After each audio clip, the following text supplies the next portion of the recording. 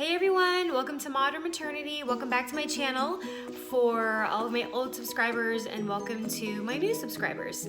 So this video is final IVF after 40. I haven't really filmed anything since my first IVF 5 years ago.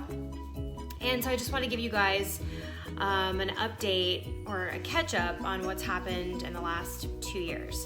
So I had my son when I was 35 in 2016, and that was our very first IVF cycle. We were so fortunate on our very first try with the first embryo for the pregnancy to do well. I mean, it was a breech pregnancy, but that was the only thing that was like wrong, if you will. It was an amazing pregnancy and a great birth. Had to have a C-section because he was breech. So we actually did have another embryo from that cycle. It was a 6-day blastocyst. It was rated 4BB and it came back genetically normal. My son was rated 6AA and he was genetically normal. So we actually transferred that when I was 38 in January 2019, and that unfortunately ended in a miscarriage. It was a miscarriage around 6.5 weeks. I went in for my 7-week ultrasound and there was no heartbeat. So I ended up having a D&C around the 10-week mark, I believe it was. So we had to start from scratch. We didn't have any other embryos. I actually think I'm gonna go ahead and do more in-depth videos on each of these experiences that I'm just touching base on right now. So we did another egg retrieval in June 2019, and we had one embryo that came back normal. So we transferred that. I believe that one was a 3BB boy. And that one ended up being an ectopic pregnancy in my left fallopian tube. So very long story, I went to the emergency room, my left fallopian tube burst, all the things happened with that. I'm gonna do a video on that one for sure because that was very traumatic. And so I had to have my left fallopian tube removed, which is called a salpingectomy. And so, yeah, that was quite the experience. Fast forward, so we didn't have any other embryos to transfer, so we had to do another egg retrieval. I had to do another egg retrieval. I did one in November. Man, it's hard to. It was November 2019. Yes, and we had one genetically normal embryo from that, and that was a boy as well. That one was a 6BA, I want to say. Yes. And once again, I had an ectopic pregnancy. I didn't realize until talking later that ectopic pregnancies are actually a higher risk in IVF procedures, which I was like, how can that be when they're bypassing the tubes, they're literally putting the embryo into your uterus. How can this happen? But it's actually pretty common in regards that it's, instead of being a 1% chance in all of pregnancies, it ups it to like a 3% chance when it's an IVF pregnancy. So, and it happened to settle in the left nub of my fallopian tube. So when the surgeon was removing my fallopian tube, she didn't remove the entire thing. She just, she left the nub of my tube. And so it settled in there and was unviable. And then so the surgeon had to go in once again to remove it.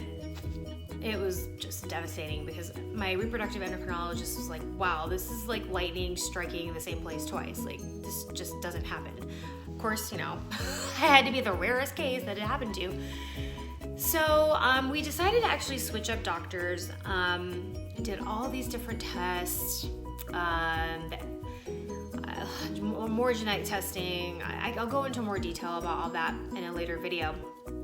So we did an egg retrieval with our new doctor in August 2020. We had tried to do an egg retrieval in June 2019, but I only had like 2 follicles developing and she wants to see at least 4.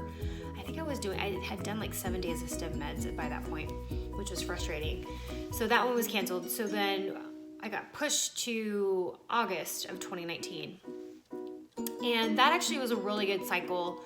I think she had me max every day at like 450 IU of follistim and every day 75 Menopur. She retrieved 10 eggs, all 10 fertilized, and then I had 8 that made it to 5-day blastocyst to test. That's like the biggest amount we've ever had to test before. Before we've only had like 3, I think one time we did have 5, but only 1 came back normal. And then before that was like 3 and 1 came back, it's always like just 1 comes back normal. But this time we had 8 to test and I was like super stoked. And we had 2 that came back normal. So I guess percentage wise, I think for my age group, it's about 20% of blastocysts that are tested come back normal. So pretty good statistics. This doctor only does frozen embryo transfers. So we didn't do a fresh this one like we had done the previous 2. And so on these, I didn't even have an implantation. I even did the ERA test. I did the Receptiva DX test, which I'll do a video on later too. The Receptiva DX test to see if you have endometriosis, and I was negative for that. And the ERA test is the endometrial receptivity assay test, which shows how many days of progesterone you need, or how many hours specifically of progesterone you need before you transfer. So we did all this stuff, and yeah, no pregnancy. So we're like, okay, let's just go back to our original doctor, like take a breather. So I want to say that the last embryo transfer failed.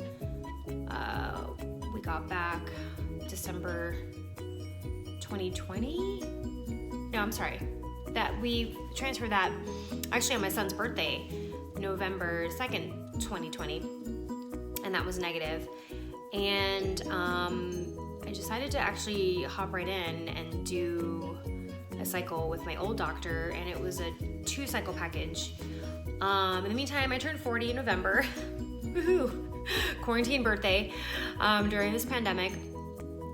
And then we hopped right into a cycle in December, and unfortunately had a negative pregnancy test with the 1 embryo that came back normal from that cycle. So we have this cycle left in our package with my old doctor, and we just feel like we're just at our rope's end with this. We've had obviously 1 successful transfer with my son, but we've had now 6 unsuccessful transfers. 3 of them did implant, but then they didn't obviously result in a live birth, and then 3 didn't implant.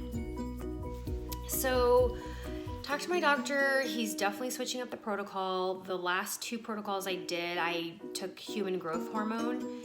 And so I was like, I don't know if this is a correlation, but the cycles where I took human growth hormone, those embryos didn't implant. So I don't know if that has anything to do with it, or it's just because I'm getting older. It could be egg quality, embryo quality. It's like, that's pretty much what they always blame it on.